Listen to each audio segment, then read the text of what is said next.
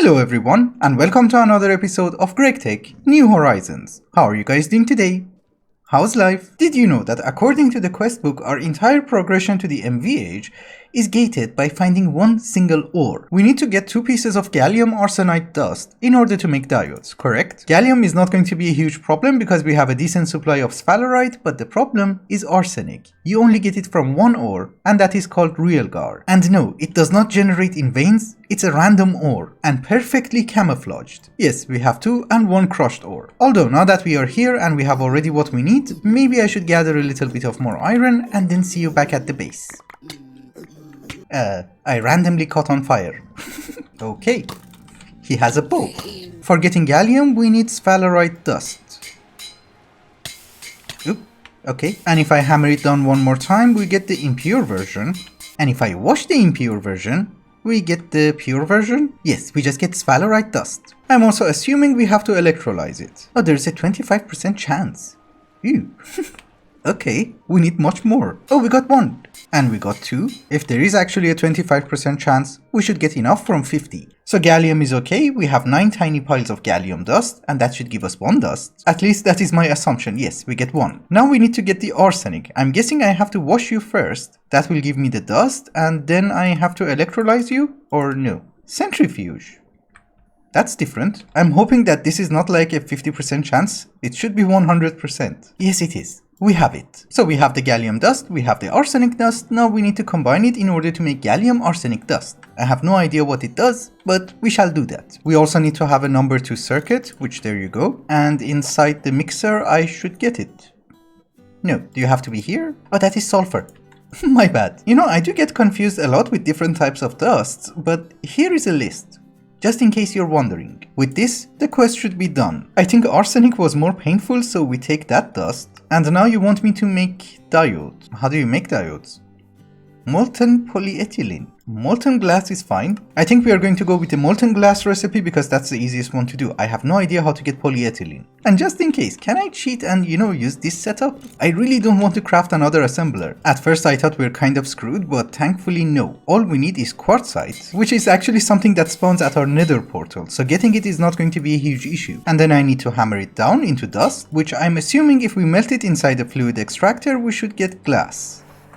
Oh, you are very slow. And maybe I should not waste all of it. We give you the fine copper wire and our small piles of gallium arsenide. Oh, you need 288 millibuckets. Oh, we're not that far. Okay. On a very positive note, it gives you 2. And we need 8 in total. The diodes are ready. It actually took a very long time. But here's the point. It has unlocked something new for us. First off, we need to make a circuit board, which is not very complicated. It's basically wood pulp with refined glue. And we already have plenty of refined glue, so making it should not be a problem for us. We also need 32 gold wires, which I think they should be ready. Perfect. The reason that I'm actually trying to count everything correctly is because I really want the quest to be complete. These are very expensive material and I don't really want to waste them. And this is called a good circuit board, so it's not terrible. What just happened? Oh boy, we need to make 4 good electronic circuits. What are they even used for? I don't wanna know. All I know is that we need more steel. Actually, it's not a crazy amount of steel, we just need 4 of the casings. So instead of having electronic circuits, now we can have good electronic circuits.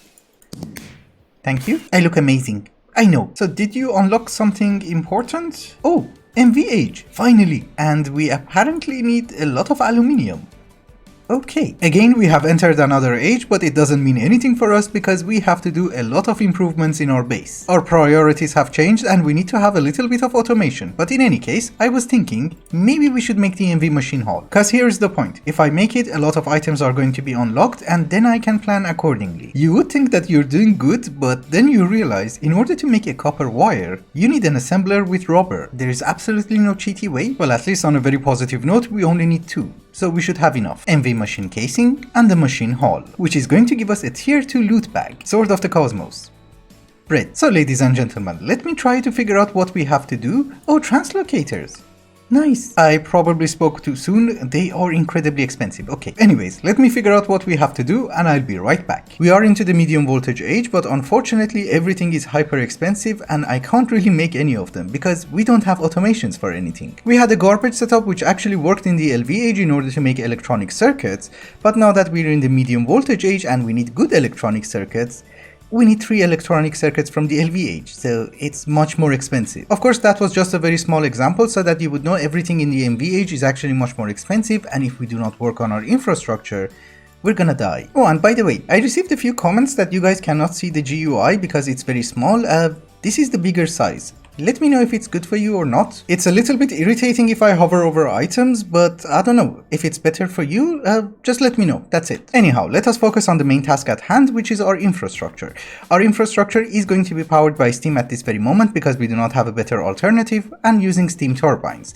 And everything is going to be low voltage, except one, which is going to be the advanced extruder from the MVH. The quest book suggested that we should start with an extruder, which is very true because it's going to save us a lot of resources. Normally when you want to get a rod, it's a 1-to-1 ratio, but using the extruder, if I put 1 steel ingot in, we will get 2 rods. There you go. The problem is that this guy is going to consume 128 EU per tick, and therefore we need to have a lot of turbines. And I do understand that my cabling and wiring system is not the best because it's not efficient. We are losing EU in the cables, and this is not the best way of doing it, but I really want to hide the cables. I want to have a nice looking factory, and I'm going to pay the price for it. So basically, the extruder is going to give us 2 rods. If we put it inside a cutting machine, each rod is going to give us 4 bolts, and if we put the bolts inside the lathe, it will give us 1 screw. So instead of spending 1 ingot in order to get 1 screw, we now get 4. Also, this is not the only thing that the extruder is going to do for us. It can also make us very complicated parts like the rotors. This is the manual recipe that I have to do, and it's very painful, but if we want to use the extruder,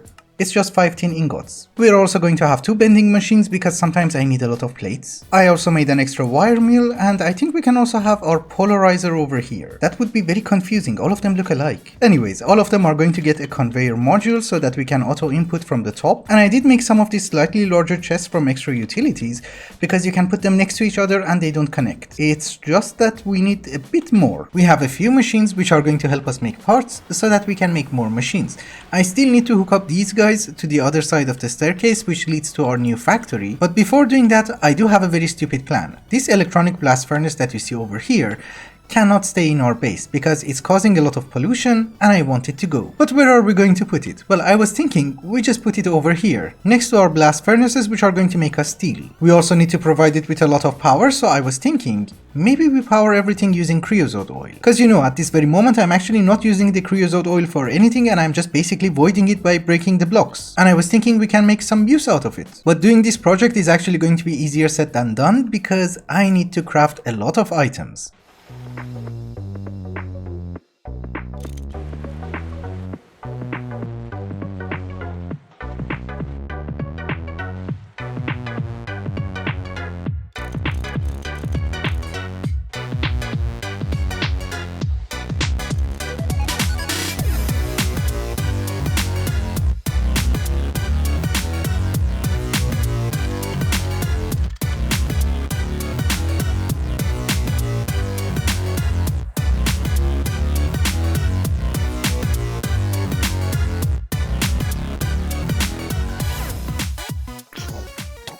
Okay, so it's finally done, and it's not something super amazing or fancy or complicated. What we are basically doing is that we are having a lot of coke ovens, which we already had. We had 10 of them, and we are converting logs into charcoal.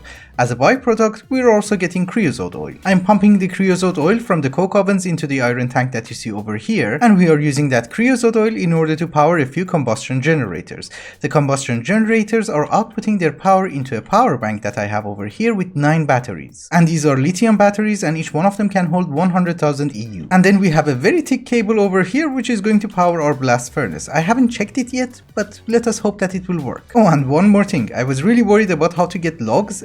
You can just go to the Twilight Forest. One thing that I forgot to mention is that we are also exporting the charcoal from the coke ovens through this brass pipe that you see on the ground, and it will go inside the compressor, and that will give us a block of charcoal. For making steel, using the block of charcoal or any kind of block is actually a little bit more fuel efficient. So for instance, we just need 2 blocks of charcoal in order to get 5 steel. And if we use charcoal itself, it's going to be 20. So it's like 10% efficiency. I don't know. Of course, as usual, all of that mumbo jumbo which I just mentioned is going to be useless unless this guy works. So let us do some maintenance and see if it does. Platings are dented. That was a hammer. We give you aluminium. Will you work? Yes, you do. And how much are you draining from the batteries? Nothing? How is that possible? It says that the machine is working perfectly, but I'm not losing any power. You guys cannot be that good. Are you? Maybe they are. I don't know. But in any case, each aluminium ingot is going to cost us 160,000 EU, so it's gonna be painful. But it does work.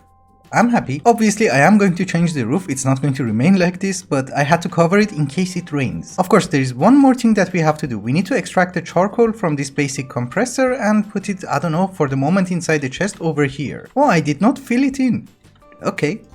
We fill it in now. You know what? Inventory management is a pain, so we're just going to have a conveyor belt. There you go. That should be our output chest for the charcoal. I just have to make this place look a little bit better. So it is semi-covered up and it kind of works. It was not supposed to be something incredibly fancy or hyper complicated. We're just using the creosote oil that I was voiding in order to generate a little bit of EU so that I can get aluminium. Of course, we do have a huge battery buffer over here. The tank is going to get full of creosote oil anyways, and I'm hoping we can run this thing in order to get, I don't know, a few stacks of aluminium. And yes, we have pollution over here. After this, I wanted to focus on the main base and set up a few automations and machines, and then I ran into a problem with cabling. So this machine that you see over here is an advanced extruder and it's from the MVH, so it requires 128 EU per tick in order to run. Correct? Let us make a very small assumption. There are no losses in the cables, therefore we should be able to power this guy with 4 steam turbines from the LVH. But that's not the case. It runs out of power. I have 8 turbines over here with a battery buffer, and this guy cannot run. I cannot see the internal buffer of the machine, so I have no idea how this guy is recharging or getting its power, but I do have a hunch. The machines require a certain amount of EU per tick in order to run, and that is the voltage. However, we have something else in this mod pack called amp. And I think that's where I'm doing something wrong. The electronic blast furnace is also running from LV generators, but it has no problems, so it can run indefinitely as long as we can provide it with power. If we look at the LV energy hash that we are using in the electronic blast furnace, it is telling us that it can accept up to 2 amps, and we have 2 of them, so that's 4 amps. So basically what I'm thinking is that maybe the amperage also applies to the machines receiving the energy, and maybe we have to do some changes at our base. But I'm not exactly sure, so let me do some testing, and I'll be right back. Actually, before I start working on the rewiring of our base, we need rubber, and there is something that we should do together. Hello? You look chocolatey. Do you drop chocolates? No, dirt. I have been told that a far better supply of rubber is actually slime, and we do have a slime island. We just need to majestically pillar up without dying. Oh, we have arrived. That was fast, and there are no slimes. That is weird. Oh, there is a slime, and he's a boss. I just need 1 sapling. And we already got it. Perfect. I thought this is going to be a terrible adventure, but so far so good. We can just jump down and destroy the pillar. There you go. It has been a while later and I did check the wiki, and it seems that my understanding as to why the advanced extruder is not functioning was kind of correct. Let me try to explain it. This is a basic steam turbine and it can generate 32 EU per tick. What does it mean? It means that it's sending energy packages which are 32 EU strong every tick to a machine which is needing it. So let us say for instance we have a basic extruder which is going to consume 32 EU per tick. The basic steam turbine is going to generate 32 EU per tick, the extruder is going to consume 32 EU per tick, and everybody's happy. And that energy package which we are sending from the turbine to the extruder is 1 amperage. Now let us assume that this is an advanced extruder and it is going to require 128 EU per tick and it has only 1 amp. I have 4 turbines over here which are going to generate 128 EU per tick in total, but they're producing it in 4 amps because we have 4 turbines, meaning that we are producing 4 energy packages of 32 EU strong each. But this guy can only accept 1 of them, and that is 32 EU per tick, so eventually the internal buffer is going to run out and it will stop functioning. And the entire reason that the electronic blast furnace does not have the same issue is that each of the input hatches can accept 2 amps. So what does it mean? It means that the extruder can work and it can make me a few recipes, but not for long. Eventually the internal buffer is going to be empty and it will stop functioning. So a gear is not a problem, but very soon I have to upgrade the turbines to MV so that this guy can continuously run. Anyways, that is going to be extremely important for us if we want to expand our base because we have to plan accordingly. Running perfectly. Perfection. At this very moment I cannot afford anything from the MVH because we need a lot of aluminium, but let us focus on something else, which is the circuits. I have planted our slime saplings and we have access to a decent supply of slimes. Oh, it gives you so many saplings back. Nice. If you guys remember, in order to make an electronic circuit, we need 3 main ingredients. One of them is a vacuum tube, resistors, and the circuit board. All of these components can be automated inside an assembler, but two of them are going to require refined glue, the resistors and also the circuit board. So I have a centrifuge over here, and if we give it slime balls, after a bajillion years, it's going to give us refined glue. The refined glue is being pumped out of the centrifuge and goes inside the two assemblers which need it. One of them is making us the resistors and the other one is eventually going to make us the circuit boards. Vacuum tubes are slightly more complicated, but they are not that terrible. In order to make them inside an assembler, we're going to need molten red alloy. So I do have a basic fluid extractor, we give you red alloy, and we get the molten version, and we can just craft the vacuum tubes. Of course, the complicated part is making the glass tubes. Cause in this mod pack, we cannot just smelt sand in order to get glass, we need to combine flint and sand. Therefore, we are going to have a very garbage automation for that. I do have a macerator over here, and if we provide it with sand, it is going to provide us with quartz sand, which goes inside a mixer with a number 2 circuit board. Unfortunately, the other half is a little bit more painful because we need to pulverize flint. That will give us tiny piles of flint dust. Unfortunately, a tiny pile of flint dust is basically useless. We need to first convert it into flint dust, and this is an auto workbench from Buildcraft. It's incredibly slow, but we don't have that many options. Now that we can make the flint dust, we have to send it inside another workbench in order to convert it into small piles of flint dust. Combining both of them inside the basic mixer is going to give us 5 glass dust, which is actually much more efficient than doing it manually. Glass dust is going to go inside an alloy smelter, and we're going to get the tubes. Now that we have all the ingredients, how do we make the circuit? You cannot do it inside an assembling machine, you need a circuit assembling machine which requires good circuits. So me needs to craft. Actually, we can cheat, we can buy diodes. Yes, exactly. That will give me 8, and also some of the good circuit boards. And since we have not automated wires yet, maybe we should also buy some copper wires. I had to craft a bunch of stuff, but I think we're good to go. We needed something called an emitter, which I already made it, but then I remembered in the LVH there was also another quest in order to make a sensor. So we're making this one as well. You're not a quest? Oh, you are. We need the emitter in order to make the basic circuit assembling machine, which is also another quest, which I'm assuming for the moment we can just put you over here. Maybe. And I think with a little bit of janky wiring, we should get all the ingredients inside you. Yes. However, as usual, we're not done yet because in order to make the actual circuit, we also need molten tin. Do I have an extra extruder? Yes, I see you. So you go on top and output any fluid. Oh, we have an ore vein over here. Iron. Right? So making circuit requires 16 EU per tick. Melting tin requires 30.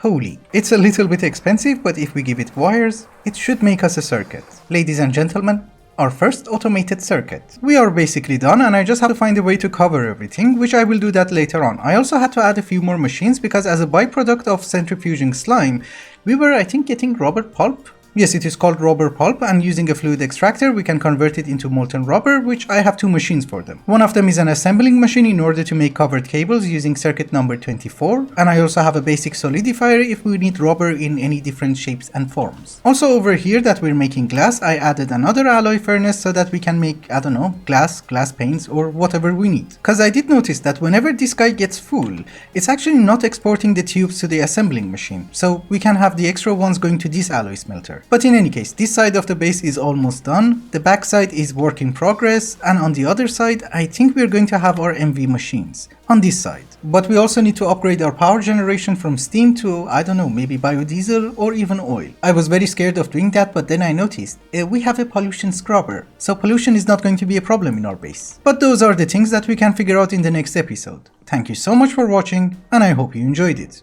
Till the next one, bye bye.